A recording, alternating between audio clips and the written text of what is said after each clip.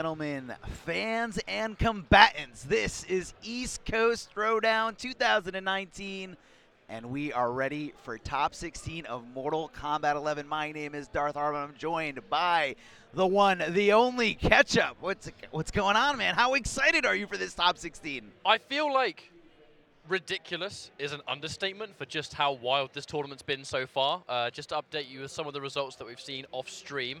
I believe some of the matches that we've just had were going off at the same time, just to kind of get through here in time for the top 8. A few updates here. Video Games Joe, unfortunately, as a biased UK boy, was defeated 2-0 by Noble Semiij. I was actually watching that one off stream. It was a good display. Ooh. Really, really good display. Semiij looked super comfortable, played exceptionally well. Shoutouts to Video Game Joe for getting as far as he did for his first American tournament, but that's where his journey ends. Yeah, unfortunately. But what character was Semiij playing? Because we did see, Shades of Katana a little bit earlier on stream. It was Cassie versus Shao Kahn. The whole time. Matchup all the way through. And also, Noble Kombat had defeated Kevo Reborn. For the sake of points in the pro competition, that match was actually exceptionally important. And it's good for Kombat that he was able to take it. I was chatting to him, and he's kind of hoping that he has to face Scar for top 8 in the loser's side. He's very, very confident. But while we have the players sitting up to play, the two most popular players in the business for Mortal Kombat 11, the champ SonicFox and the up-and-coming god of the online world, Ninja Killer, are going to be our first matchup for top 8. After that will be Splash versus ForeverKing, Dragon versus Scar, and then Burrito Voorhees versus Deoxys. And obviously, whoever loses these matches has to go down into loser's bracket to face off against. Oh, looks like Hey George is lying in wait for that. Noble Kombat's waiting, so is Semiij. We're waiting for the results of Silver Eye and Coach Steve, of which live before our very eyes, Coach Steve defeats Rai 2-0. Well done for Coach Steve. But this matchup there's so much storylines for the match that we're about to see. A Ninja Killer recently destroying SonicFox in the pro competition grand finals for DreamHack very, very recently. But Fox, they're a player that aren't shy of playing multiple characters, and Johnny Cage is Fox's recent character for sure. Yeah, no, SonicFox, dipping into a lot of different characters. Not afraid at all to test out what is new. Whether that's something that's new on the topics of everybody just debating what's good and what's not, or the topics that are going on in his own head. Maybe this will work. Maybe this setup is good. Let's try it out. But I know that Johnny Cage is a character that SonicFox has been playing, actually as a counterpick to Liu Kang. I believe actually it was losing to Ninja Killer that inspired the change in finding a character that was an answer for Kang. Liu Kang also has obviously been adjusted a little bit in the patch. Forward 4 isn't what it used to be, but Ninja Killer, a player of many talents, needs more than that to win. And here comes Fox now. A little bit of a first blood. There's the immediate catch and Showstopper Cage. So much unbreakable damage, but a rare combo drop coming out from Fox already. Yeah, but Fox was ready to tech that throw as Ninja Killer trying to get that momentum back in his side and a throw escape of his own. Flawless block right afterwards. Going to be starting some strings, and SonicFox catching on to the fact that he is stopping and looking for some kind of stagger pressure. Empty jump into throw. Ninja Killer looking great right now, looking to take this back. Both players down to about half health. Now SonicFox at a slight deficit here. Fox definitely had the lead at the very beginning, but it's starting to slip away a little bit. Ninja Killer being nice and grab happy, and that's something that Liu Kang can really thrive with. Thanks to the crushing blows, he's going to whip. Here comes the cancel, and of course that's going to mean the crushing blow to boot. Unbreakable damage, and right at the last minute, Ninja Killer has the chance to break away for the down 1 to finish, and that was such a sick sequence. Obviously, for those that don't know, you have to cancel your fatal blow, and it is going to result in the glasses leading into a full stun, and that's why Fox went for the punish.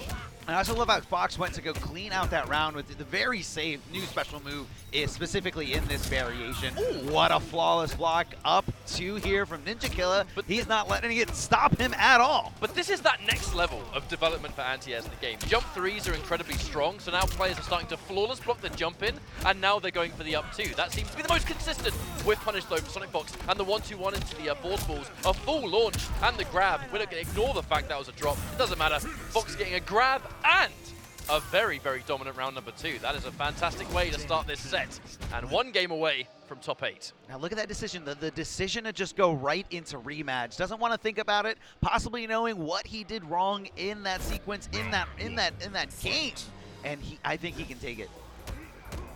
Fox if you're able to defeat Fox in tournament, they're probably going to come back stronger next time. And that's historically been the way it always has been. It's normally going to be a character change. In this case, Cage is picked as a direct answer for Liu Kang. Here's a punish, and this is Showstopper, so here comes the full combo thanks to the camera as well. 1-2-1, that's another launch, but this time again. 2 drops in a row, actually. Failing the combo 2 times now. Oh, but hold on, wait a minute. Ninja Killer showing some signs of life here. SonicFox stopping it again. Those down pokes doing such a great job of trying to stop your opponent from just getting that offensive, those offensive maneuvers going.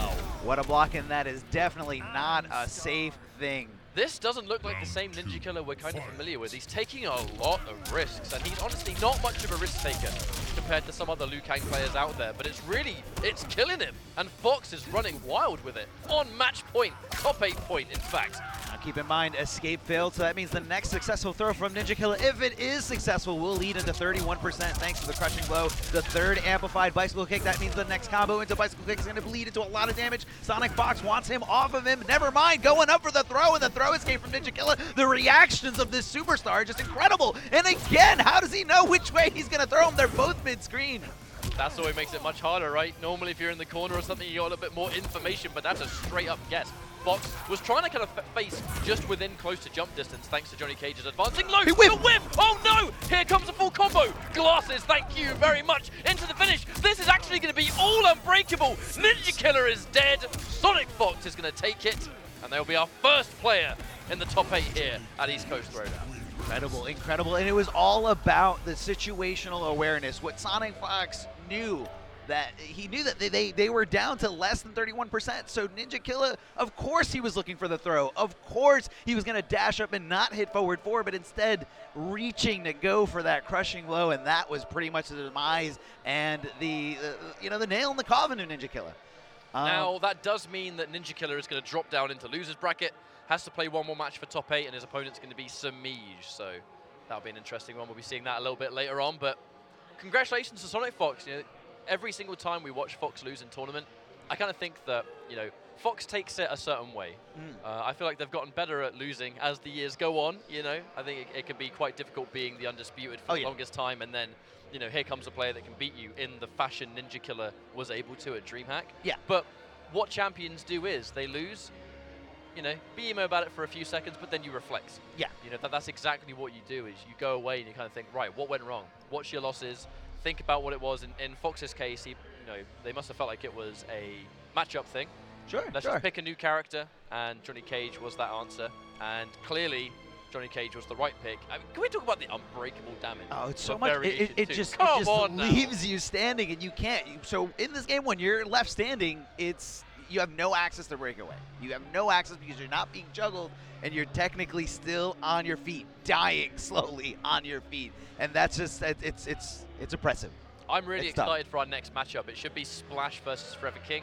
This is Splash's first proper major tournament in Mortal Kombat 11. I know he's got a lot of local presence, and he's mentioned this is his first, proper pro comp event he mentioned. And he's been, doing well for himself. I guess that's pretty easy to digest. Oh, yeah. That Lotus Fist putting in a ton of work, and I actually think he totally could take this against King.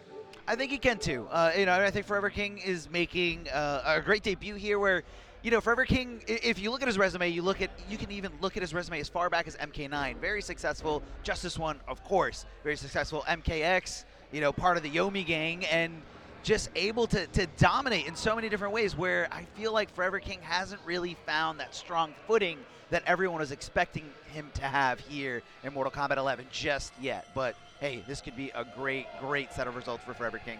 And of course, guys, follow NRS Esports on Twitter if you guys want a one-stop shop for everything Mortal Kombat 11 esports related. You want to make sure you're following them. And if you guys want to follow along with the bracket today and see what upsets happened yesterday, what upsets happened earlier today, all you got to do is go to smash.gg, look for East Coast Throwdown 2019, and click on the Mortal Kombat 11 event. I want to say shout out to the ECT staff, honestly. This has been a fantastic tournament so far. I'm really excited for Mortal Kombat 11, the main event of the day. This is the home of classic Mortal Kombat, is the East Coast. So many stories and players actually started their journey here, around this area. But a lot of people associate Mortal Kombat's birth as the revival that Mortal Kombat 9 introduced to the table. But there were players that were playing the PS2 games, you know, Deadly Alliance, Deception, Armageddon, even before then, Ultimate MK3 being the really big one that was played around the East Coast in the later stages. And you know, the Combat Network team and everyone else making the magic things happen. Players like Rio starting their journey there. And still around, you know. But Mortal Kombat 9 was where everything was reinvented. But it's the East Coast where it all started. Yeah. And it's finally, you know, magical to be here. But this matchup, I think it's hard to call any predictions. You know, ForeverKing, that there's one thing that he's got, it's just experience, right? And he plays Geras, such a good pick for him because you can really play with your heart on your sleeve with this character. Whereas Splash, very, very technical. That Lotus Fist Kung Lao, lots of swag. But fundamentally, it's just a fantastic understanding of this character. And Kung Lao being a character where you can't even compare Hat Tricks and Lotus Fist as two variations because they allow, no pun intended, this character to be played in two different ways. Yeah. You know, Hat Trick is a little bit more less is more thanks to the jailing of the Z-Hat and then you know, the classic strike and grab mix-up. But Lotus Fist kind of unlocks the usefulness of so many other combo strings that are normally way too unsafe to use. But then we have Orbit. Yeah, we definitely have Orbiting Hat, and it costs a lot of resources, especially not just offensive resources, but also defensive resources. So when you don't have those defensive resources ready to go, you know, the whole game, the whole match, you lose access to those wake-up attacks. You lose access to the breakaway. And one of my favorite wake-up tools is the forward or back roll, trying to catch your opponent whiffing something for a full combo punish. So you always got to keep that in mind. And it just, when you're fighting against this variation of Kung Lao, you're always kind of, you kind of have to meter manage and understand, like on this knockdown, he's got less options, or on this knockdown, he's got a few more, but always keep in the back of your mind the fact that he wants that defensive meter. He wants to rely on that bar. I want to mention, by the way, that Splash getting a top 8 here would take the bottom end of the pro competition leaderboards and completely screw them up. Because the amount of points he'll get from a top 8, and if he does well, it's then top 8 as well. And the fact that I would assume after this he's going to be going to NC, you would assume. I would say that's a safe assumption. Yeah. This is a good opportunity for him to sneak in at the very last second and maybe snap up one of those spots. Players such as Kevo, who fell to Noble Kombat. You know, Kevo was on the lower end of that as well, along with players like DJT, you know, and others. Them falling short here and Splash ascending. Let's see how well he does on the top 8 if he makes it that far. Could change things up in the last possible pro competition event, and that's going to be crazy. Yeah, it's gonna be a lot of pressure. And if Splash makes it through ForeverKing right here, right now, he can go into the top 8 on the winner side and solidify. Even if he loses the next 2 matches, the next 2 sets, it's gonna solidify at least a 5th place. So ForeverKing is standing between Splash and a guaranteed 5th placement. Now already, the forward one stagger so real for Lotus Fist. Forward one has loads of extensions, Orbiting Hat making it worse. But tripped up by the sand trap, ForeverKing, first blood here.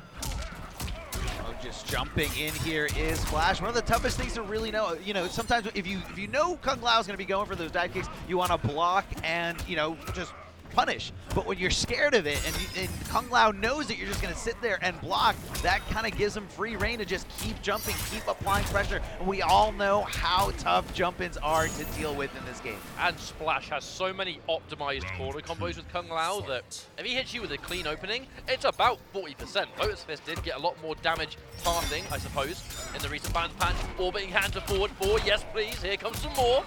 Oh my word, like you knockdown. said, just about 40%, just around 3% shy of that call out. But hold on, ForeverKing with the anti-air conversion here. Going to be doing some good damage, ending it here with a choke slam onto the spikes. And now Splash is in the corner, an early grab there by ForeverKing, but doesn't get punished. Splash wasn't ready for it. But now we're going back to a little bit of a reset situation. It's going to benefit Splash as long as he's got meter for Orbiting Hat. A short hop. I assume that might have been a flawless block attempt from ForeverKing. Splash, is it going to take the bait? The down 1 turns to down 3 with the 4-2-1-2. Oh no, the whip! Just on the magic frames. That should be the end of the game, and Splash in record time. The whiffed fatal blow, catching the end of the frames on the end there, and a full combo. Good stuff there, but man, 1 game away and Splash gets top 8 winner's side. What a result for him it would be. And what a rare instance for that fatal blow, because the hitbox on that fatal blow is huge. Splash must have just been in the right, it must have just jumped in that right exact moment and just caught ForeverKing by surprise, still recovering from the recovery frames from that fatal blow. Just got full combo punish. Splash, I think feeling himself. To be honest, I kind of think no one is more aware than Splash of how close to top 8 that he is. So not confirming that forward one there, I mean, I can't say I'm really surprised for it, because look, if you're one game away from top 8, you can't tell anyone how you feel you would play in that situation. But now, he's been able to stop the bleeding a little bit, the 1-2-1 shimmy, and now he's going to get a knockdown, looking for that jump kick. And if you eat a jump kick there, that's where the 40% comes from. Splash has some fantastic corner combos in this variation. ForeverKing fighting back with the mid, but getting caught by the down 3. Opting to sit there and grab, but now Splash hasn't gone for many grabs, I have to say. No, he definitely hasn't, and I feel like that's not really Splash's style. He wants to kind of get you in the corner, and like you said, just demolish you once you decide to eat a jump-in kick. Goes for the throw! He finally did it! Finally did it, and ForeverKing was ready. Wow! ForeverKing made the read that he's going to grab a second time in a row. He's wrong. We get the confirm now into fatal blow. This is going to hurt. And just like that, puts Splash straight back into the round. That said, he's exceptionally weak. We'll look at his bars. Has no defensive bars, so he has to watch out. Can't block anything, and that should be game over. Yeah. The finishing out the string there. Guaranteed third hit after the 1-1-1. Fight. And now, taking the patience. Instant whiff dive kick. I really like that, because if you whiff the dive kick at just the right height, some characters, they will whiff their projectile or whatever it may be, and Lau just gets a free punish. Great tech here from Splash, completely aware of the fact that ForeverKing wanted to throw him in either direction.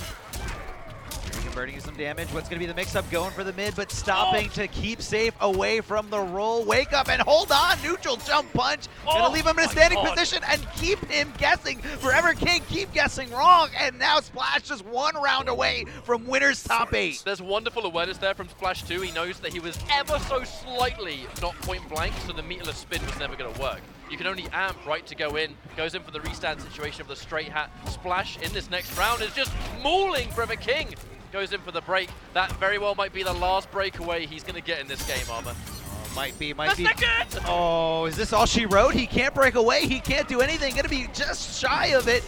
Oh my word, what a result there for Splash, who dominantly takes it over ForeverKing. The Hail Mary fatal blow was never meant to be. And actually, unfortunately, the fatal blow was the cause of the loss in both games.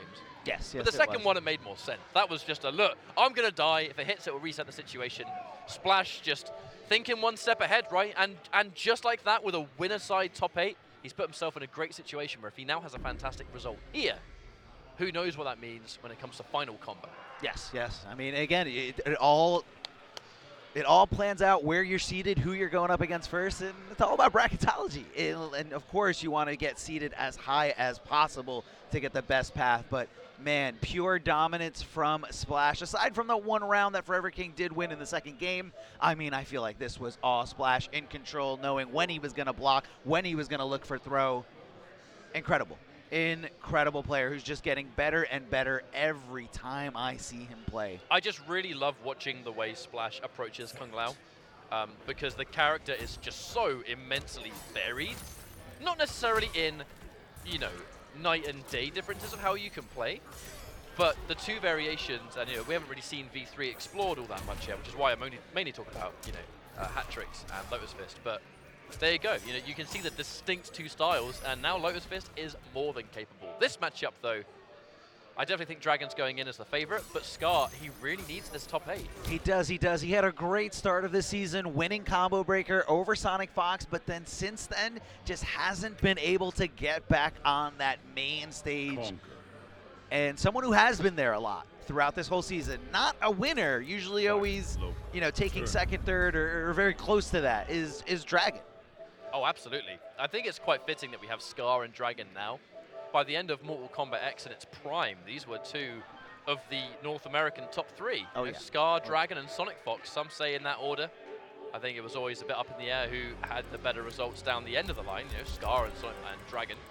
But they were of the absolute highest level, both skill-wise and just results, competitive results. You'd see Scar, Dragon, and Fox in almost every single top 3. Or top 4, or top 8, or whatever it may be. They're mainstay players. And MK11, 2 of the 3 are being consistent in the top 8, and unfortunately Scar just isn't.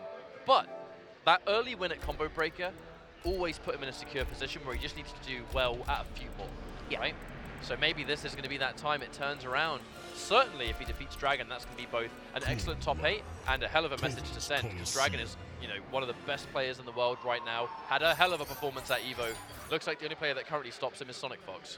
Yeah, I mean, Dragon's defense is impeccable, unlike anyone else, and the awareness of throw. I mean, you cannot throw this man. If he's not ducking and you somehow connect the throw, there's a very, very good chance that he's going to tech the correct way, and you got to guess in this game when you're in certain situations. But Dragon just always knowing the tendencies. He's a very calculated player. He's got extensive notes on everybody's play styles. It's tough, man. It is tough to crack that defensive Dragon, and that's what's made him such a great player throughout all these years. I'd love to say shouts to the current character variety that we're seeing too, in the sense that, did we ever think we'd see 2 Lotus Fist players in a row fighting for winner's side top 8? As soon as you say that, yeah, definitely. Absolute mayhem. Let's Scar, he's no stranger to Kung Lao, those that followed him in Mortal Kombat X. This man did have a disgustingly good hat trick, but it just wasn't his main character. Yeah, I think that was like the character and the variation that he played to kind of blow off some steam. You know, if he just didn't want to get burnt out on playing either Smoke or Demolition Sonya,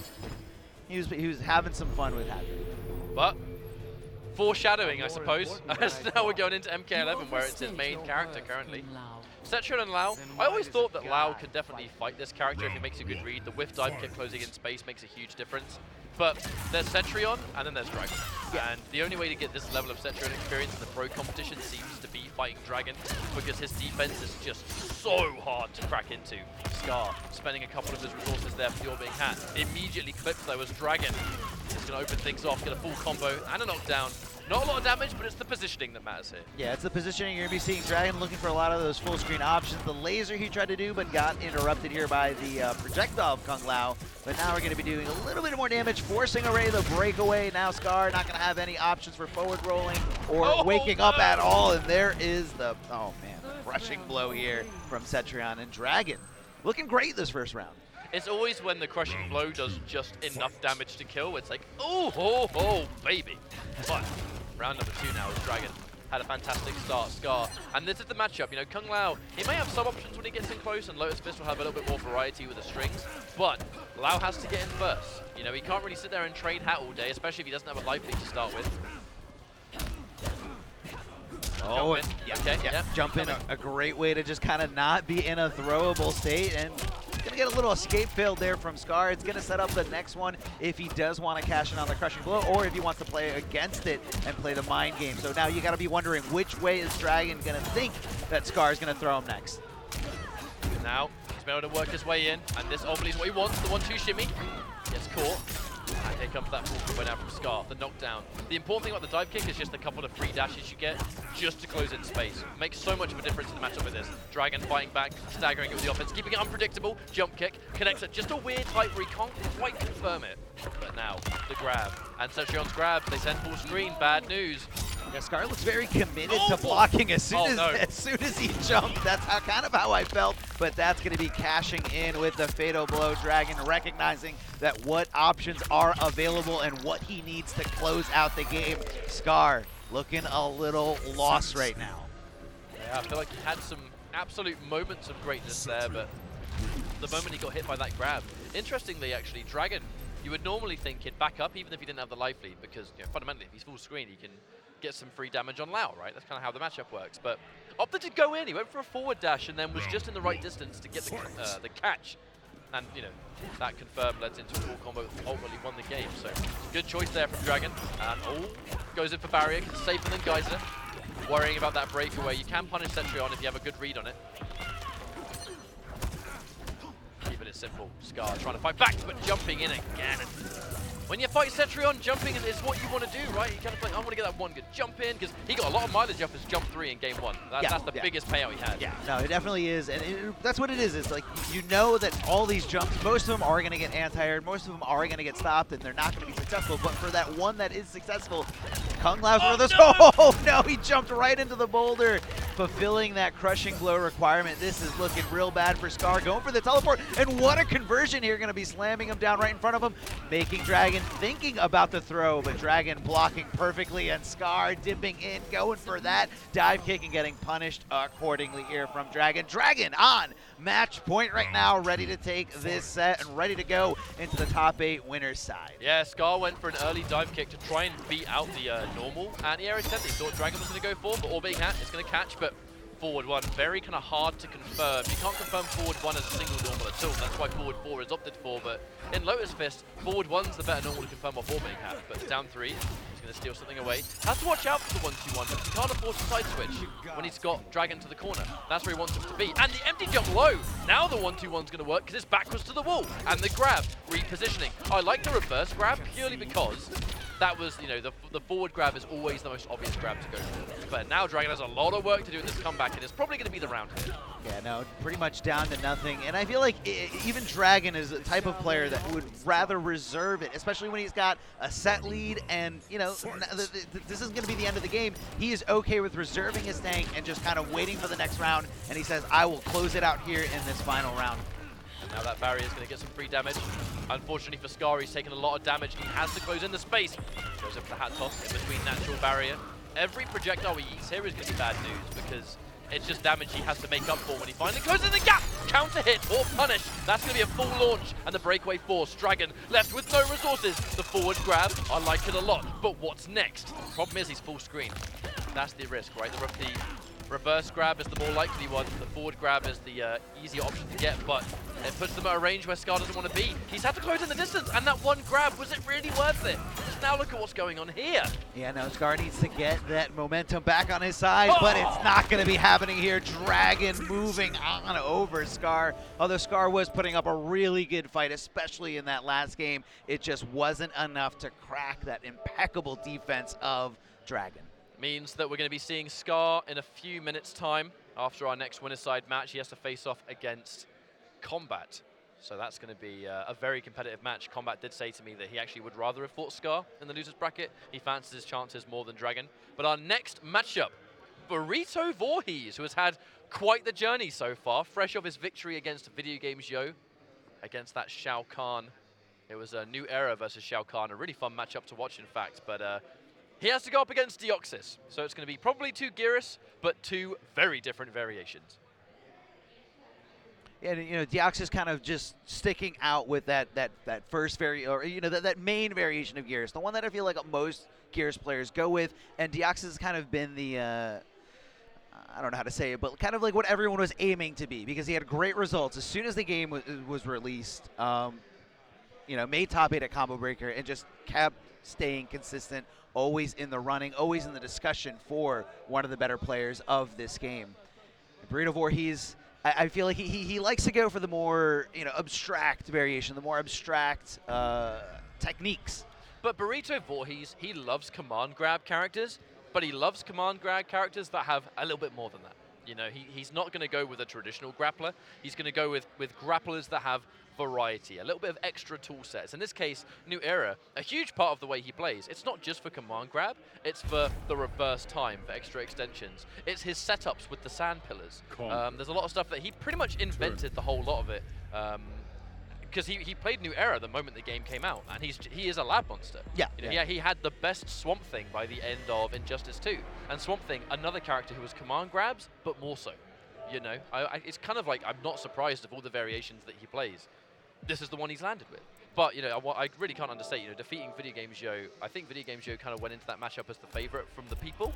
Sure. But people kind of forget that Burrito Voorhees is damn good. Like, he is one of the most consistently just skilled NRS players that we have, with very unorthodox characters. Yeah, always just kind of, you know, trying to take you by surprise, or trying to see, you know, what haven't we been discovering? What can I find and show the world, like, this character is actually good, or this character isn't as bad as you all say. And he's always looking to just prove everyone wrong. And he is getting better and better with each game. I mean, Burrito Voorhees is one of the younger players of the scene, and, you know, he's able to just get better and better. At least that's what I see, and I think MK11 is that game for him. But we'll see who's going to get the top 8 side, though. Deoxys definitely in a more comfortable position where a good result would, spell good things for him. Burrito Voorhees doesn't have anywhere near as many points, but hey, top 8 results are top 8 results. It's sometimes not about just how well one player can do. When we look at the overall of things, it's, hey, if one player gets a top 8 and other players don't quite do as well as they wanted to, that means a lot going into future events. But our last winner's side match here for top 8, Jacqui, and okay, I really thought we'd see a mirror, but Deoxys, I don't think he really likes mirror matches. I feel like a lot of people don't like mirror matches. Now, if he doesn't play Geras, he's been playing a lot of V3 Jacqui. That has been kind of like, we had a recent first to 10 actually. It was him and Mr. Aquaman playing on our Twitch, and it was, as you expect, Deoxys definitely won it convincingly, but he was just giving us a masterclass on what Variation 3 brings to the table, and it is insane. There's no wonder a Blue Beetle player has gone in for this variation. The flight cancels that you have, the options in the air, makes Deoxys quite hard to pin down. Yeah, no, it's maximum mobility, and I think that's really what Deoxys loves. So I love seeing the fact that he's playing this character, breaking away right away as Burrito Voorhees, just snatching up Jacqui, throwing her in the corner, and look at this combo potential here. Gonna be using 2 bars of offensive amplified meter here. Oh, I like it a lot. Deoxys, this was the original Blue Beetle of Injustice 2. The execution for the flight-based characters, but a confirmed. And now we're going to go for a reposition. Burrito Voorhees not losing anything. And the setup, hang on. Oh, he goes in for the tick grabs up. Deoxys, wise to it. And what's the defense going to be? Burrito Voorhees, oh, the empty low, the classic, and instant jump 1. Now I'm talking about Injustice, Deoxys. You don't have to do Injustice anti-airs. Come on, man. That's right, that's right. Instant jump 1. Tut-tut. Hold on, we're getting closer to the corner here. Just jumping in, and that's what it is. Just Deoxys with this character is always just going to be one jump in away from his opponent. So this is just almost like pure aggression, but in a different way, in a way that you don't see in any other character. That super jump just going right in there, and you got to keep guessing. You got to guess for that overhead, and you got to guess for that empty jump low. The Burrito Voorhees trying to figure it out here. He's keeping it really, really simple though. Look, this character has so many tick grabs and grab variations, but he's pretty much done exclusively forward 2-1-2 so far. I think he's expecting Deoxys to eventually wait for a grab that, to be honest, just isn't coming. Oh, the conversion! What a conversion here, going for those plus frames. And this time, Burrito Voorhees stopping it, interrupting it there with that gap. The back throw, great Oki here from Geras afterwards, going for it and back in time to try to get something to whip. No!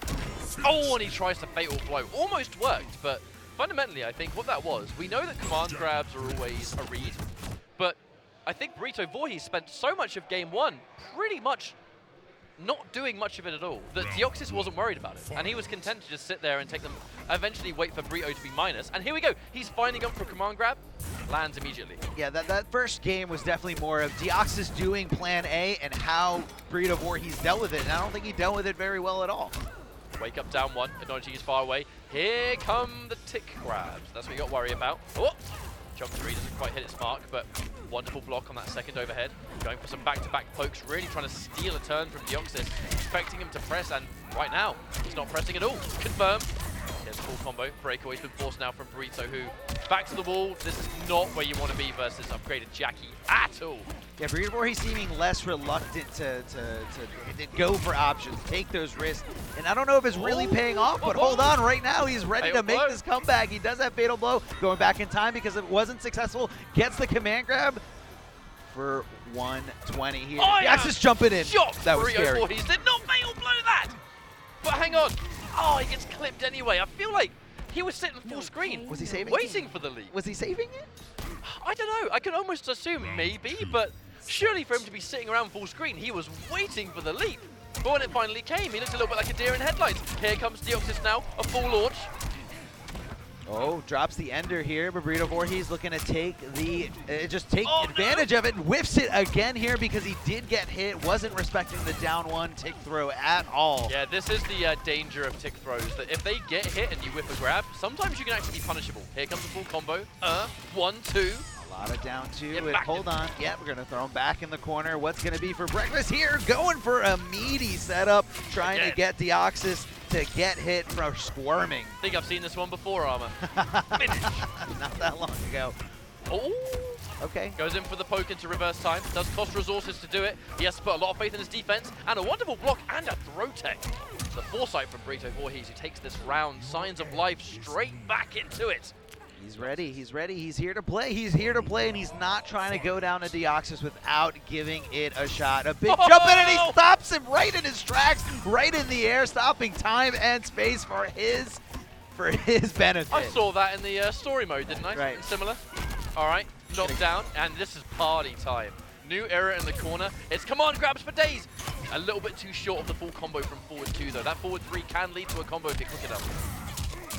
But Deoxys, the corner carry, fighting his way out. A bit of a drop, and Burrito Voorhees taking full advantage. He's going to get excellent damage thanks to the corner giving us extra stuff. Anti-air, too far away to confirm, though. Deoxys still has a fighting chance. It depends on whether you can open him up. Not quite, though. The defense from Burrito Voorhees. No! Commentator's cursed! So sorry! As soon as you say that, but hold on! Oh, crushing blow! Crushing blow? Yes, it is! So much damage, and that was going to be it. Burrito Voorhees. Look at the stone face. Whether he's down, whether he's up, it doesn't change. He's so stoic. He's like a statue just staring at him. Oh, man. How is he not going insane right now? For those that don't know, that command grab, you basically have to run against the wall with like the max of distance before, right? So if you catch them it's at the very end. It's a very specific it's hard spot. to get, Yes, isn't it? yes. It's a very specific spot, but I'm sure Burrito Voorhees can point it out on every single map, every single By the stage, pixel. and just say right there, that's where I get the crushing blow. And that's one of those things where like it's something that he's going to know, but almost nobody else will, because it is so specific to this character and so specific to this variation. Deoxys sticking with his guns here, sticking with the same upgraded variation from Jacqui Briggs. Now, we'll see if it's going to work out, though, because, oh, another catch. And Burrito Voorhees looking fantastic. There are certain ranges, though, where I think he's content. Confirming temporal advantage, though, and I really love this combo now. Oh, it's so good. But he whips the full thing. No punish there from Deoxys, though. Can barely break. Burrito, content taking a grab for a bit, as long as you've got a life lead, but not content anymore. Counter hit, I assume that was a wake-up button attempt. Leaping in, going to the other side. And here's a big body splash from Geras. Going to go stopping time and just pummeling Jacqui so many times over and over again. Looked a little bit like he dropped the combo, though. He went for the finish at the end, but was a bit too slow. The 1-1-1. The low! He commits into the low! Burrito Voorhees, 1 round away from a winner's side top 8. What a result this would be, Armor! Oh, what a result indeed. And right there, Deoxys getting hit by it again, stopping him right in his tracks, right in the air. Did Burrito Voorhees find an answer? But no, Deoxys is in there. He's going to make sure it hurts. No, he drops the combo. What is going on here? Well, sometimes upgraded players, they'll actually do that on purpose to get like a restand situation. I think that's what Deoxys did. But Burrito Voorhees just did down 1 anyway. You madman! And he's going to grab. Hang on. Is this the win, Armor? Could be close. It could be close. Jumping in, not in time for the punish, but able to just kind of get some block pressure. Doesn't block the overhead kick thereafter. He's got a lot of those mids, but finally gets a substantial one. The restand situation. All right, we're on match point for both players. This is such a pivotal round. It's unreal, but final game. New era gonna get the job done. Down 1 to stop that dash punch, but hold on, an anti-air stand jab from Deoxys, putting Burrito Voorhees in a bad spot with no defensive meter at all. Now this is a scary position. He has to be really, really confident in his blocks. And I think that's why Burrito, he's going for less tick grabs. He doesn't want to risk getting punished for it. And he goes for it before I can talk. The anti-cross up down 1 though, forcing the breakaway. Good news. And he's going to get it down 1. But now that, because it's a different gauntlet, right, it lets you squeeze in a few extra down 1s in this situation. That's what Burrito Voorhees is doing. No punish! A huge opportunity dropped by Burrito Voorhees, but it's okay. He's going to pick her up, slam her into the corner, and hopefully keep Deoxys here for the rest of this game if he wants this victory. Down 2, they can pop him up, and we're going to put them back into the corner here. Deoxys in a bad spot. He's got to do something. He doesn't hit a blow. 1 more hit is all Burrito needs. Something significant. A grab, a down 2. The plus frames, he gets the block. That should have been it. It wasn't punished, but he went with a down 1 instead of a real string. Deoxys cashing out and trying to get the breather, trying to relax through this animation. He still has a lot to come up with here, but he's always just 1 jump away from getting that jump in and getting a lot of damage. This should be it. The gauntlet's gonna do it. Burrito Voorhees with his first pro competition top 8. That was a crazy good set, but ultimately, the moment that fatal blow landed, we had to look at the distance, and from that range, it was in Burrito's favor. The fatal blow gave him a fighting chance, but it still put him at a disadvantage. Yeah, no, it definitely did. Burrito Voorhees able to clutch it out there. I mean, in that first game, it looked so decisive in Deoxys' favor, because, you know, he is, even though this is a different variation of Geras, Deoxys knows all about this character, and it looked a little like he was a little shook at it sometimes, but oh man, what a set, just back and forth. For me, I'm just looking at how in game number 1, Deoxys, I think he only used 1 command grab, and in this variation, one of the entire things that makes it dangerous is the threat of the grab giving him other options. You know, the moment he started enforcing command grabs in game number 2, he was going forward 2-1-2, Deoxys would block the forward 2 and then get hit by the rest, because he's clearly releasing block, waiting for the tick grab, and he eats the rest of the string. It kind of makes, I strongly will always believe, I think this is the best command grab character in the game. You know, until maybe when Terminator becomes legal, maybe we'll see. But for now, this variation of Geras, it's just, there's so much constant threat all the time. It's just the payout is he can get zoned out. Infinite Warden has the counter zoning tools, this variation doesn't. But Burrito, he just knows how to play that archetype. Yeah, oh, so good. He definitely knows how to play it. And again, the other thing that's great about that specific command grab is the fact that you cannot duck it. If you really have to commit, you really have to take risks if you want to get around that command grab. But coming up next, we have Noble Semiij going up against CGL Ninja Killa. And now these guys have gone through the gauntlet. I mean, so many great players are here today. Semiij looking incredible. You know, I love seeing Katana. I love seeing him dip back into Katana, especially for, you know, specific matchups, maybe something where, you know, he was feeling a little bit, you know, like he was struggling a bit with Cassie Cage.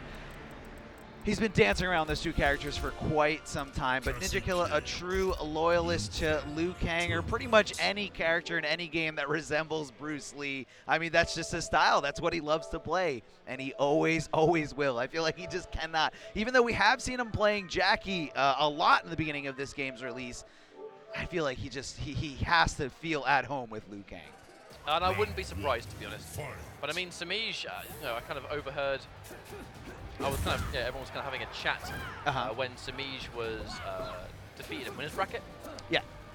The sort of the recurring sentence which I hear from Semiij all the time, and not only just Semiij but people around him, character crisis. Yeah. Character crisis is the one thing that always seems to rear its ugly head when talking about Semiij, because I truly think he's a little bit stuck on what character he wants to dedicate to.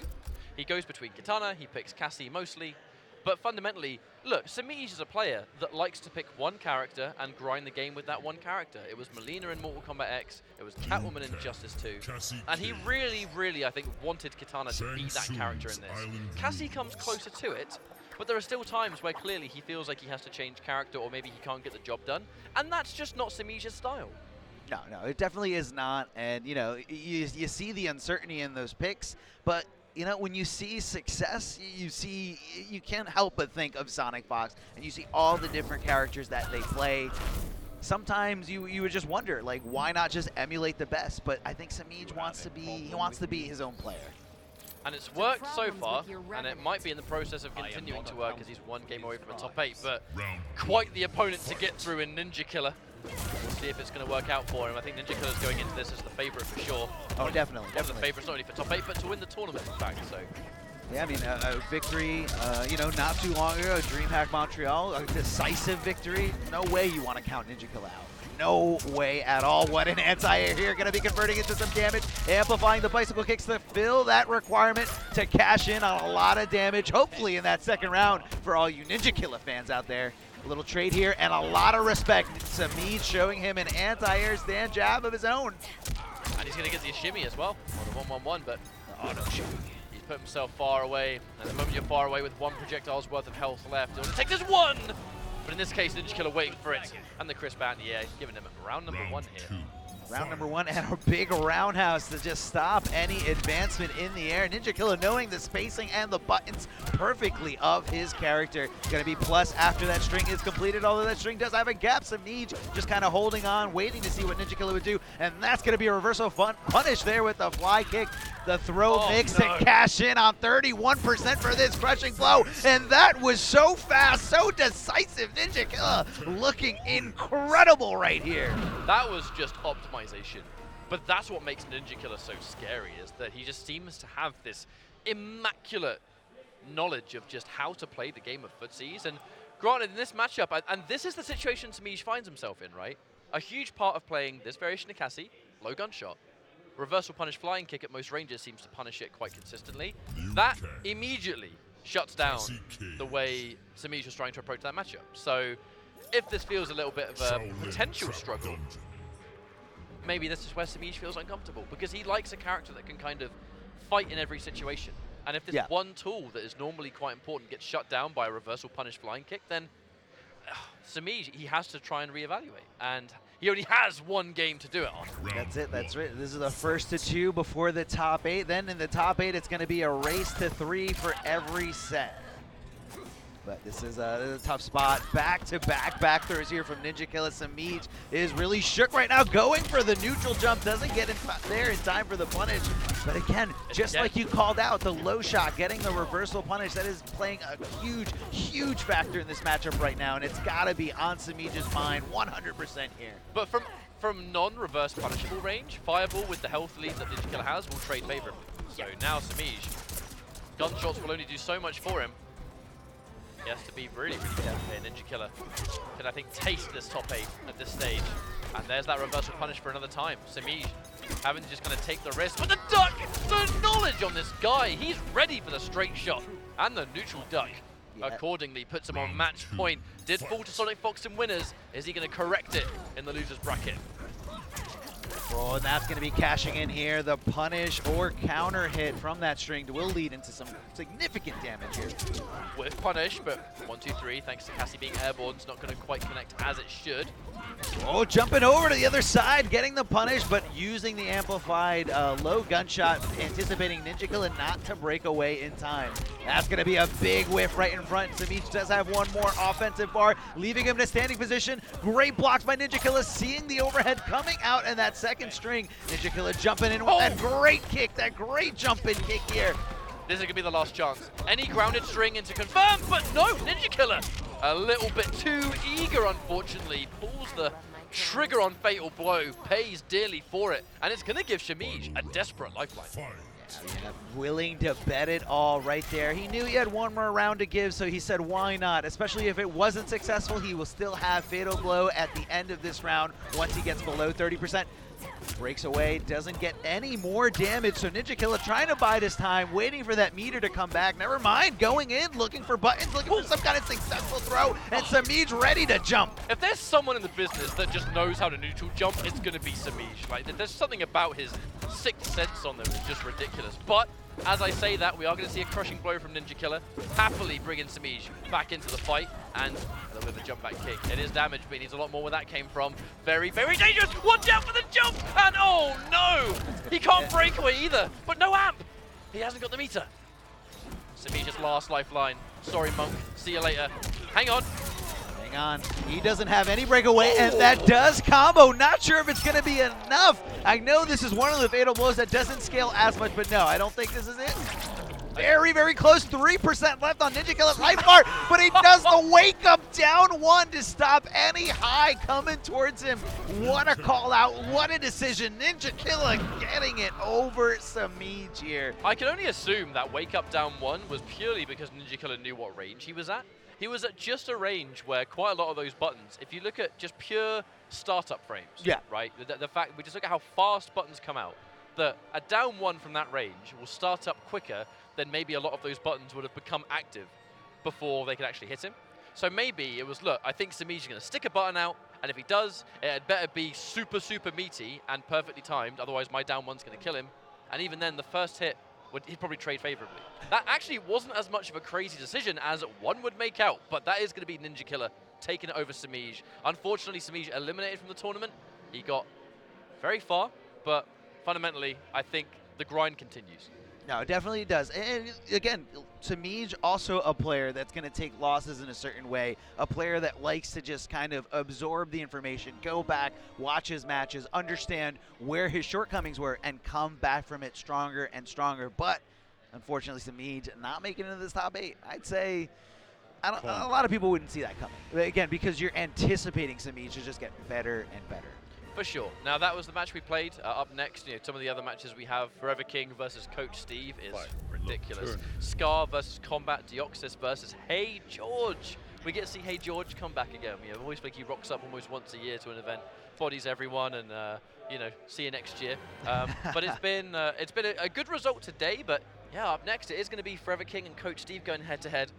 Hard to call this one purely on the basis that, look, if Coach Steve gets this top 8, he's been on this grind for a long time. Oh yes. You know, he was really passionate about Injustice 2.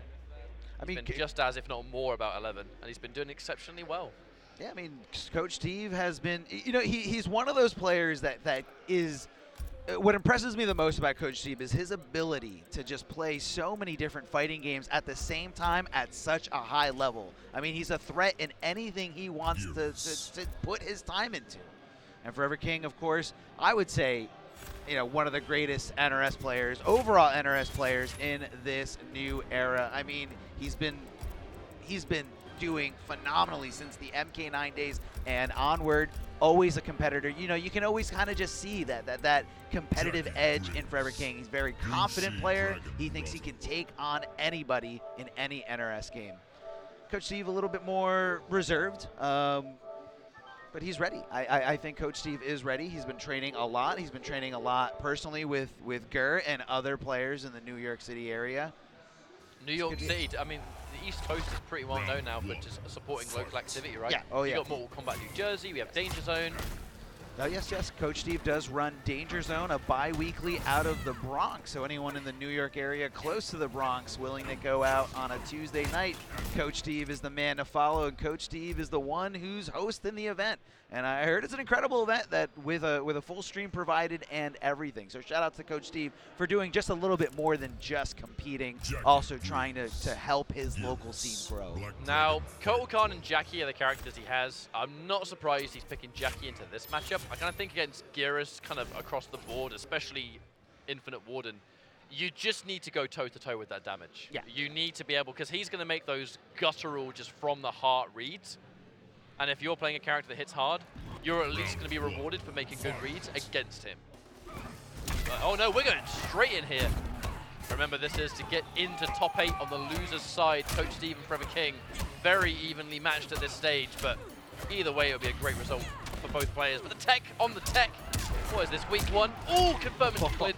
And the knees already giving us a little bit requirements built for that all-important crushing blow. Yeah. Definitely a win condition character. Oh yeah, it definitely is. That elbow drop to the back of the head, popping up for a full combo. Something we're going to be seeing later in the long game going. And what a great throw escape here from ForeverKing, understanding and recognizing when it's coming his way. Doesn't get it this time, and I think that was a down 2. A huge whiff there by ForeverKing, maybe anticipating Jacqui to do it again. Well, we've already seen the knees, and we've already seen the side-switching fling, which means, and another tech! King, he's had some wonderful techs. Unfortunately, it's not been enough to help him out too much in round number 1. But I'm looking at Coach Steve in the clinch, and I'm a little bit worried about that crushing blow. He built it nice and early, but the whiff punish. Here we go. Breaking away, utilizing those 2 defensive bars. Now Coach Steve isn't going to have too many options on Wake Up for quite some time, but both these players just respecting each other, holding on to block, not wanting to take any risks, not trying to do anything that's too negative to get punished. A forward throw here. I guess a failed escape from ForeverKing, possibly anticipating the throw mix that a lot of high-level players do, but Coach Steve just keeping it simple, going back to Yomi level 1. All right, here's a launch. We're going to see it confirmed. Yep, it is going to be a confirmed. Does he blow it? No, he keeps it. Yep. Now it's pivotal. If he can force the breakaway, like now in fact, now if he hits the confirm into clinch, it's game over! Just like that. Here we go. Ouch! Elbow drop right to the back of the skull to close it out. Coach Steve looking incredible here. That was dominance. That was pure dominance, especially in that second round. He kept him in the corner. He didn't let him leave. ForeverKing trying to jump out, trying to just poke when he shouldn't be. I almost wonder if, you know, King, there was that moment in round 1 where he just almost like completely froze up point blank. I wonder if King, we're so familiar with King being the opposite of reserve. Like, this guy swings. He has the most, I guess, guerrilla style with characters that like to just have the good mids, strong grab games to boot. Geras fits that so accurately. Coach Steve just looking hyper comfortable in this matchup right now. I mean, he knows that ForeverKing is committed to blocking. He knows that ForeverKing feels like he's up against the rope, so that's what he's using it to base his decisions on. Coach Steve running away with this right now. ForeverKing's got to make some good decisions. A throw escape, but Coach Steve decides not to use his bar, says, let's keep it simple. The big jump in from the top rope from ForeverKing, trying to take some damage of his own, forcing the breakaway, going for the throw because he knew he could not roll, he could not wake up afterwards. Goes in for a wake-up button. They're going to trade, which at least is going to give Coach Steve the escape. And the confirm from mid into Fatal Blow is going to steal the round away. And again, match point for Coach Steve. I cannot even begin to explain how much this top 8 would mean to him. Especially, you know, the hometown hero, the boy from the East Coast. Everyone's going to want to cheer for this guy in the top 8. Oh yes, this room is exploding for Coach Steve right now. They're in his corner. They want to see the upset, and they want to see Coach Steve make it as far into the tournament as he possibly can. A great down 1 into down 4 afterwards. Coach Steve getting all this momentum, getting all this damage. Again, trying to fill those requirements. I believe we still have to see the side switch, but it's okay. He's trying to close this out right here, right now, not letting ForeverKing out of here. Big knee, and what a flawless block up 2 here of the cat. ForeverKing with the knowledge, amplifying to extend the combo, do a little bit more damage, but of course, we're gonna go for the spatial awareness. But now Coach Steve goes for a brave read. The duck on the dash punch, but no meter to amplify. But again, he's gonna get clipped. This should be the end of the round. And clips the forward 1 at the last second as well. ForeverKing, real signs of life that, I mean, there was no other option. He had to wake up, and he had to wake up right now. There's no other opportunity. This is loser's bracket. Match point down. Throw escape. Oh no! Right in the noggin. Back to the mid of, you know, the mid that really mixes it up when you think dash punch is coming, and what a perfectly timed high. ForeverKing, if he just waited 1 frame, 2 frames later to hit that down 2, it could have been a different story, but it's okay. Gets the back throw. Coach Steve up against the wall, looking for a little bit of space that he had, throws escape and goes for the leg break. ForeverKing anticipating the arm bar. As usually is the first decision to go for against Jacqui in that situation. Goes for the fatal blow raw, just like that, just like nothing. And Coach Steve not blocking, getting hit for all this damage. A little bit more than 30% should be this. 31 from ForeverKing with that raw fatal blow. Coach Steve tries to whip punish with dash punch. Frames too slow. But the fatal blow, what it did do was disengage, just reset the situation. And who's going to come off better in this exchange? He gets the grab! And Coach Steve gets the top 8. You can already see the pop-off coming out. This was a hard-earned tournament. Obviously, his training buddy, Ger, no doubt, who gave him a plethora of Geras matchup experience. ForeverKing, he's going to be gutted just short of a top 8. It would have been nice to see the 2 brothers, Burrito, Voorhees, and King, in the same top 8 together, but ultimately, Coach Steve has been playing like an animal today. Oh, yes. And it's a great result for him to get top 8 here. Incredible, incredible for Coach Steve. He's been wanting this for so long, and you know, you guys possibly couldn't have heard it at home, but Ger exploded with excitement once Coach Steve sealed that win. Even though it wasn't too close towards the end, Ger's just excited for, you know, one of his best training partners to ever. You know, Ger owes a lot to Coach Steve. He says that over and over again, that Coach Steve over the years has taught him how to be patient, taught him how to be very calculated, and just taught him how to be a better fighting game player. So Ger, super excited. Even though Ger wasn't able to, you know, get into this top 8, I know he was crushed. He's definitely going to be happy for Coach Steve here. It's one of the unwritten rules when you have like a group of people that you're super close to. Yeah. You're salty that you got eliminated, but then your boy gets top 8. That's right. That's and right. it undoes all the salt. It washes the salt away. A win for them feels like a win for everyone. Like the, you know, the community they represent, the backgrounds they come from, like the people they train with. Yeah, because you are nothing without your training partners in many ways when it comes to a competitive competition. But we have 2 players to determine top 8. This matchup now, Scar and Kombat, and then finally it'll be Deoxys and Hey George. That's going to be it. We only have 2 more players left for the top 8.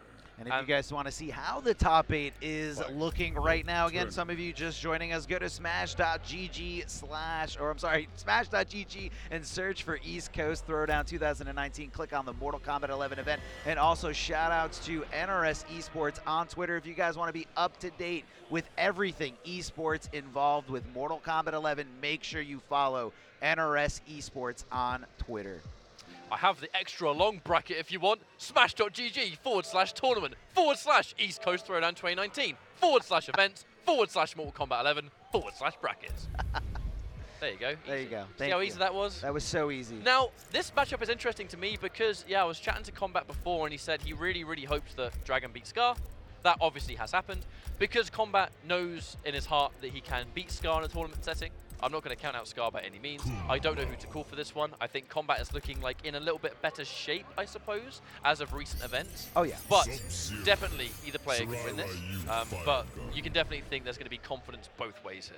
Oh, yeah, no, definitely. Scar a little bit more, less vocal but more reserved, but the confidence is there. Like you illuminated for everyone on stream earlier, Scar, in discussion for being one of the best Mortal Kombat X players towards the end of that game's life.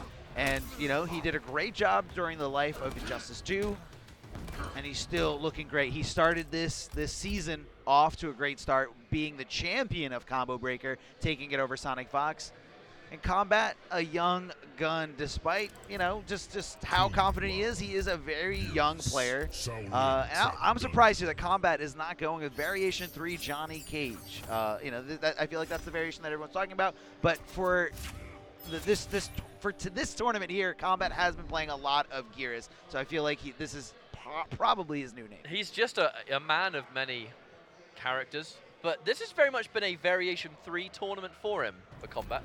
He's really, really liking Variation 3 picks so far, and it's basically, I think, player-related, determines what character he thinks is the right one for the job. I guess today it's been Geras, but who knows? Next time, maybe it'll be Johnny all the way. But right now, it's going to be Geras, it's going to be Kung Lao. This is a spot for top 8 loser side. Eternal Geras Kombat. Going to be testing that matchup knowledge for Scar. How much does he know about the shenanigans? See, he did get opened up there by the down 3. Scar taking advantage of those bless frames and going for the throw, knowing Kombat was more than likely holding on the block to not get full combos. But right now, speaking of full combos, Kombat finding it right here in the corner, doing around 32%, throwing up that clone. Now you got to watch out when that clone is out. Kombat does have the ability to either explode the clone into a dust of sand. Like that. Yes, just like that. Or he does have the option to teleport into it. And actually, when you teleport into it, you can sometimes only plus the reactions on the teleport. Immaculate, but not quite able to finish it. We have got the corner, and that's going to be tick, grab, city, though. We saw that already from Burrito Voorhees. 2 command grabs, but slightly different tool sets thanks to the clone setup. And again, Scar, he disrespects. And very rare use of Scar going for a breakaway. I think that breakaway was a mistake. I really do. Scar isn't really a player that likes to use breakaway. He likes to save his bar. But right at the last second there, when it was already hard to make a comeback, he now has no defensive bar for a fair amount of time, and it's really biting him in the backside now when his back's against the wall. I mean, not only that, but also Lotus Fish just in general needs those defensive bars. He uses defensive bars as offensive bars whenever he gets that orbiting hat out. So you really got to wonder, was that worth it, Scar? Of course, hindsight is 20/20. Scar looking great right now. What a conversion there. They're down 1 right before Kombat hits the ground. Able to go for another spin. The throw escape getting off of him. Big body splash over the other side and a big scoop. Getting that 15% in the corner here, throwing up the clone, and Scar just wants something to do with it. Kombat says, you're going to stay on this clone pressure forever. A little bit of patience there from Kombat. I think he was expecting Scar to do something off those plus frames, but yeah, just content sitting there and not holding it. Gets the back 2-2, but more when that come from. Absolutely needed Kombat. The option to teleport is there, but detonates it instead! Tries to confirm into Fatal Blow. That nearly would have killed, if not killed outright, but just too far away. Kombat now creating the clone once more. Interesting game. The reactionary Fatal Blow! I don't care about your orbiting hat! I've got the vacuum, mate! Game number 1's going to go into the hands of Kombat, who just needs 1 more for this top 8. Scar in a spot of bother now, Armor, for sure. Oh yeah, definitely. And as soon as that Fatal Blow animation triggers, all things on the playing table just go away, including that orbiting hat. So he didn't have to worry about it, even though he couldn't take any more damage at all. It connected, and that was all she wrote. Nothing else mattered there. Great down 1 to anticipate that teleport. Great reactions here by Kombat, but Scar able to keep control. keeping Kombat bullied in the corner, but Kombat fighting his way out with forward 2-1. Going to be cashing in on some damage, hopefully throwing him in the corner. Yes, he is. Big gauntlet to stay there, and Scar with the very risky forward throw. The down 2 crushing blow. Universal to everybody here, and a great way to stop your opponent from trying to throw you so much damage. 45%, nearly half your health gone just like that for you trying to throw one time. Oh, he's going to detonate the clone rather than teleport to it. Scar's going to be wise to his tricks. The forward 1 fails to chase down the roll, but that doesn't matter as now Orbiting Hat comes out. He expects the grab. It's going to be forward 4. The Kung Lao classic, but no combo to finish. That might actually bite him in the backside, but we'll see. Oh, a little empty jump. Oh no! Oh. He hasn't got the Amplify to convert the spin! That's a feels bad man moment. You need the Amplify to go forward, and then he just didn't have it. And Scar, the temporary lacking in judgment. Oh, that sucks. That really sucks. I hope it doesn't tilt him. I really hope.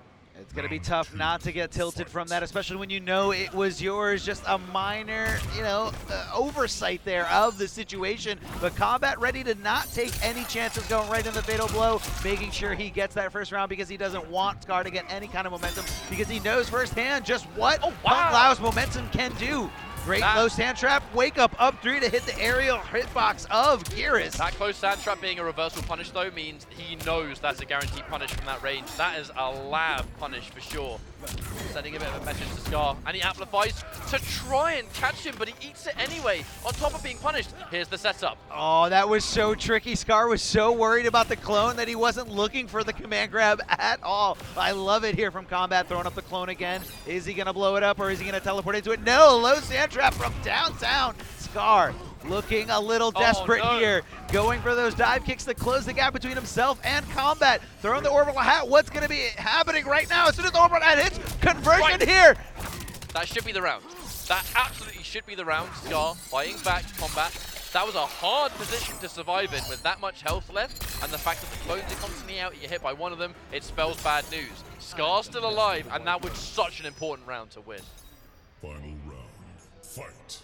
Man, I've got to give shouts to Kombat for his usage of the clone stuff. I mean, it's such a new variation. This variation is a little bit more than 2 weeks old. And he's looking for the, hesitates on the anti-cross up. Scar does not want to eat a full combo, trying to get a bit of an anti-air here. Kombat backing up just to establish a bit of the, the presence with the clone. The whip, okay. Oh, another punish! Scar multiple times in a row. Surely he's got a pull. Oh no, unbreakable setup. I love it. But this time he's going to teleport rather than detonate. Scar trying to, again, close that gap, trying to get a little bit closer and closer to Kombat because he knows he can't win this game full screen. He needs to get in, get the damage, and hopefully seal the deal here. Going for the throw, and a great escape here from Kombat. Catches Scar, trying to advance low here.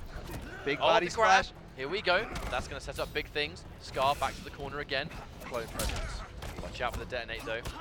Any token to detonate might work from this range. And the cross up, forces the breakaway. But the perfect read! What a read to make! And now it could easily go either way. The clone's established. The teleport. He tries to get it. And the grab to finish. Scar desperately needed the grab. It's going to hit its mark and Kombat, straight back to character select. Let's think about what we have to do for this final game. Do we change from Geras? Do we just take some time out to think about it? Could have been either one of those. That could have easily been a 2-0 in Kombat's favor, but we're going to be going into a final round here, or a final game, should I say.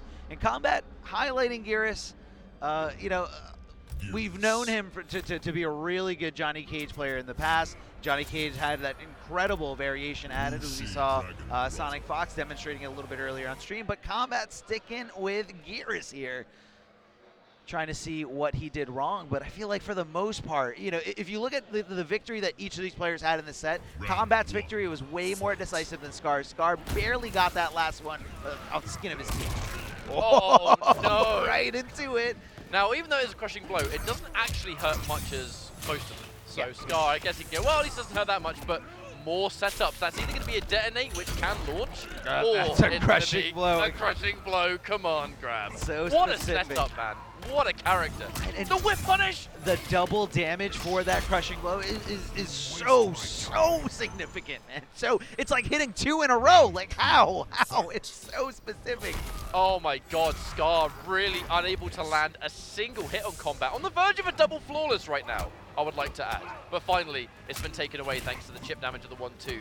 But Scar, he wants a lot more than chip damage. He's almost in top 8. Kombat, another full combo. Here we go. Damage this time.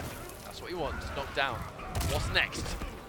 Right on top of his lifeless body, and just blocks here from Scar, trying to be patient, trying to get the throw there, which, you know, always is risky. You're always just one neutral duck away from getting completely opened up for so much damage. Scar confirming here, getting the spin, and a back throw here. I can only assume he was expecting a breakaway, so his spin becomes punishable. So he didn't want to end things just yet with that. Quite a risk to take when your opponent's on match point against you. And there, Geras with the damage. The damage is real, and the setup. He tries to jump out, but the confirm is so insane. This looks like it might be game over unless Scar makes magic happen. He's going to start things off with a forward grab. Needs one more significant connect. Is he going to teleport? That's a risk. That's a risk, and he knows it. Yeah, no, I was going to say Fatal Blow. I was going to say Fatal Blow was ready on deck, and Kombat ready to react to that teleport, stopping Scar in his tracks, and Kombat's going to be taking it over Scar, moving on here in the lower bracket of top 8. Wow. That was, at the end, it's almost a surprising way for things to end, because the moment Orbiting Hat was used, we all knew teleport was in Scar's mind, right? That was clearly what he was going to do. And we saw he Scar hesitated, Kombat hesitated, and then Scar did it anyway. That must have been almost like a, I know that you know that I know, and it's almost so obvious, you're not expecting it. Yeah. He tried to just kind of catch Kombat off guard. And, you know, that move, that specific move, not what Kombat had Fatal Blow in the second game, but it did get Scar around in the second game. I'm not sure if we're going to see it on the replay. Kombat tried to down one, which is usually what you do to that teleport, and the Orbital Hat stopped him in his tracks and gave Scar the victory for that round. So maybe Scar was just kind of trying to do it again, trying to replicate it, maybe thinking Kombat was not aware of the Fatal Blow, but when you're playing on Kombat's level, you're aware of everything on the screen. You're aware of all the resources on your side, all the resources on your opponent's side. Man, what a set. It really was, and I know, just props to Kombat, to be honest. I know that doesn't really spell amazing things for Scar now. He very much needed that top 8, I think. You know, I don't know if we can completely count him out yet. Yeah, it all depends on how everything else plays. And again, you guys have to remember there is one more stop on the Pro Competition Tour, and that is next month at NEC in Pennsylvania. Now, the problem is I mean, yeah, so Scar not obtaining that is big for him in a negative sense. But this top 8 is big things for Kombat in a positive sense. You know, that there are much seesaw effects going on in the Pro Comp. Now we're reaching the end of it. But this matchup is ridiculous. Hey, George. From South America is Chile. He just manages to constantly show up to like one tournament a year in the States and just be sick. And he's done the exact same thing here. He's one game away from top 8. And you know, Hey George, he's always been. I definitely think he's the best. He's absolutely one of the best Chilean NRS players that I think we've ever seen. Yeah. The way he played Injustice 2, the way he played MKX, like he is execution like personified. Like, his combo videos before he started competing were off the chain. When he started playing in tournament, he would play these really tricky setup-heavy characters. Obviously, he plays Frost now, and he really actually likes using the setup variation, but not necessarily in tournament. But he has one hell of an opponent in Deoxys. This is going to be a hard challenge for him. No, a hard challenge indeed. Yeah, like we said, Deoxys really consistent. Not really, you know, very few big wins, but always able to be up there in terms of results, and that's how he found himself in a great position here for the finals. Back throw from Deoxys, and again, always keep in mind, you don't know which way Geras is going to throw you because he's got amazing Oki on either side. Going to be amplifying it for so much damage here, over 34%. A little down one from Hey George just to kind of get the momentum in his favor. The plus frames from the hit. Diving right over that low sand, recognizing the sand whiff. And not sure what Hey George was, not sure what Deoxys was looking for there in the corner, but Hey George opening him up completely here. The second part of that projectile completely whiffing. But George just plays this game, and he plays every game at an incredibly fast pace, and that's one of the things that makes him quite scary. That said, Deoxys is going to get the first round here, all the same. But when George hits even the smallest little connection, like a standing one from out of nowhere, he will somehow convert it all the time. He's always looking for combo possibilities. Instant air dash there with the Frost. That air dive, so dangerous in Arctic Anarchy. One of their best tools here, for sure. Drills again. Oh, the confirm! Very back and forth. Looks like George is the one that's in control here, but he goes for the unsafe leap. A punish coming out from Deoxys. More damage as well. The chop. This infinite water we're talking about. So crushing blow. It is so scary and a confirm. Looking bad for Hey George right now. Oh yeah, definitely looking bad. Breaking away. This might be his last effort here. Gets the back throw, and Hey George guessing wrong on the escape here. Trying to find something, but Deoxys just kind of keeping his ground, holding on to the block button. Never mind, as soon as I say that, decides to try to do something tricky there, possibly going for a Hang jump. on. Oh, hang on a minute. He should get a free soon. And the bomb! We got it! We got it! And he's got a fatal blow for the cherry on top just to make sure. Deoxys, no pun intended, my man froze up and then some. Yeah, and then it was a perfectly timed throw there from Hey George, right as the detonation of that ice bomb going off in Frost's chest. Again, very specific to this Arctic Anarchy variation, which is very new. So, you know, this is something that Deoxys probably wasn't ready for, something he did not meticulously lab out. And Hey George could be taking advantage of this. Now, he's not going to go for the breakaway, which is quite a brave choice now, conceding the 38%. Ready for the anti-air, though. Perfect anti-air. Yeah, down 3, low profiling Frost's hurt box. It's really hard to jump in successfully on, especially when you have great reactions like Hey George looking for that little ice pick. And again, Deoxys jumping in, and Hey George taking this free damage here. Great conversions, locking up the ice bomb. When's it going to detonate? No. Take it away, thanks to the offense of Deoxys. That was a very much a sigh of relief. George, he's taking a lot of damage. Finally uses the breakaway, but it's not done so much for him. The confirm. He's going to get knocked down anyway. Watch out, that fatal blow's in play now, though. Deoxys, he's looking for it. Oh, almost. That was scary. That was the moment. That was scary, and that was risky. And speaking of risky, Deoxys just lets it rip here, and Hey George's patience lets him come out on top in this first game, able to just change it and adapt accordingly here. I mean, it all went downhill after that ice bomb. Those kind of fatal blows, they really are, they test the mental fortitude. That fatal blow was, I'm pretty sure you're going to bite because you're nervous, because it's top 8. He is very nervous. I chatted to him before we even had this block. Yeah. And I think Deoxys is trying to use it against him, but hey, there's the fortitude. It's going much better for Deoxys now, though, in game number 2. He's going to get the grab and the setup. Fine back from George. Not a huge amount of damage. Oh, wow. Caught him pressing the button there. Punish. Just swinging back is Deoxys with forward 2-1-2, just kind of keeping Hey George guessing on whether these staggers are going to be coming or if he's going to be canceling into something a little bit more scary. But Hey George ready to just be patient. And never mind, Deoxys just opening him up for trying to poke at that range with a rather slower poke here. The down 1 from Deoxys to keep him in check, amplifying him through the portal, and this is gonna be it in this round for Deoxys. He's looking great. He's looking to turn this around. He wants to tie up this set 1-1. He wants to win and move on to top 8 in the lower bracket. I mean, when these kind of things happen, fundamentally, you need a round like that to come back just to say, like, hey, I could kind of, you know, it's not as scary. I mean, if you lose a game the way Deoxys lost game number 1, which is George playing like a beast, a dominant round to return is, if anything, it's going to reset your momentum. Momentum, though, is the magic word here for Deoxys, who seems to have 100% of it. We're going to get a crushing blow thanks to the counter hit. Breakaway is available, and he is going to pop it. Now, George, lots of work to do, but possible, confirmed, and a knockdown. Now, just like that, this is where Frost wants you to be.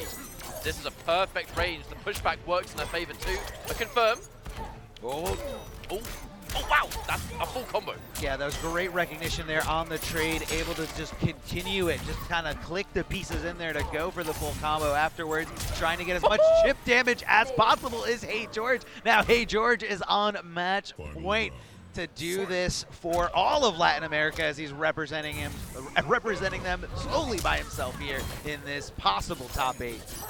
And now he's going to go for the drill, just for some pushback. Yeah, Deoxys a little bit hesitant. He knows how he lost the last round, but George being really cute here. Oh, goes in for the spin. Deoxys not ready for it.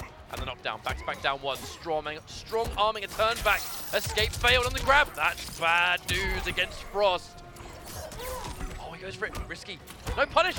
Must have been a forward 2 attempt. That was huge, huge. A lot of damage left on the table, but Deoxys finding it with a flawless block up to, that's patented Deoxys. He's one of the best at doing that, whether that's in a defensive, usually always in a defensive state or an offensive state. Hang on though, the breakaway surely. That's the last breakaway Deoxys is going to get his hands on. Hands all over Hey George though as he hits a grab. A lot of damage done. He can afford to take one more of those, but he'll still be alive. Barely. Barely. And the last breath. But that's all he's got. Rolling away, maybe. No one to think about. Fatal blow! He's dead!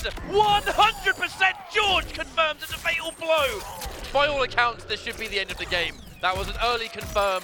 There's a lot of damage incoming. And yeah, absolutely.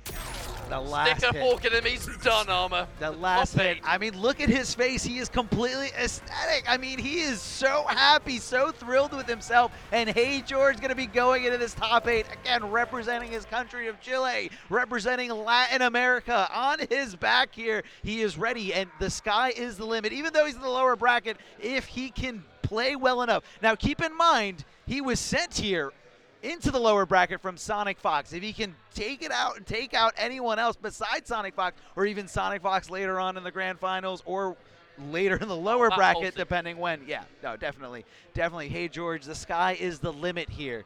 What a performance. What a performance. But when Hey George does well in a tournament, I know there's probably going to be some people that just got into Mortal Kombat with Mortal Kombat 11 that might be watching now, and they went, who is this Hey George guy? Like, there's probably people in the stream right now that have no idea who this player is. But I can't say that this result surprises me. He has been such an NRS animal for years and years. He just doesn't get to play in many tournaments at all, not even in his home territory, because he's got a very, very busy life, I believe. Having the availability to play in tournaments is quite rare for him, but he just plays a lot of online, and he's a training mode beast. He has so much tech, so much setups. His combo videos are like some of the greatest stuff you'll ever see. But it's so nice that he's able to translate all of that ability, put it into a tournament setting, and get top 8 at a pro comp event. How about that? I mean, look, he can do it. If he can do it, anyone can do it. But it just shows how talented he is. He's a very, very talented player, very smart, and always kind of playing those characters that a lot of people just kind of throw on the side. And here is the top 8 for you guys up there on the winner's side. We have SonicFox, who's going to be going up against Splash. Then after that, we're going to have Dragon going up against Burrito Voorhees. Burrito Voorhees right now looking like, I believe this was the first top 8 he's made in a pro competition setting. Correct. And then our loser side rounds, Ninja Killer versus Coach Steve. We've seen that matchup before, actually in this very tournament, in fact. So there's going to be a rematch from pools. And then the final match for top 8, Noble Kombat and ISG Hey George. This top 8 is actually a really nice representation, I think, of some of the newer talent that's coming out. Splash finally having an opportunity to compete in a pro comp setting. Here he is, winner side top 8. What a crazy, crazy placement for him so far. But then also, we have a lot Burrito of Voorhees faces returning. Yeah, Burrito Voorhees. That's for me, and George as well. Sure. I mean, I guess it's just what we talked about. Players that haven't really seen much pro comp right up their success yet. This is their breakout event and their breakout performance. And then we have familiar faces, Dragon, Fox, Ninja Killer, the whole crew. It's almost like set up perfectly. Like you have a new face or like a new face here in the top 8 going up against a veteran every single game for that first round of the top 8. So the top 8 is going to be incredible. So many storylines, so many underdog situations. And we all know how much the FGC loves to explode when an underdog takes it over someone they probably weren't supposed to be able to beat.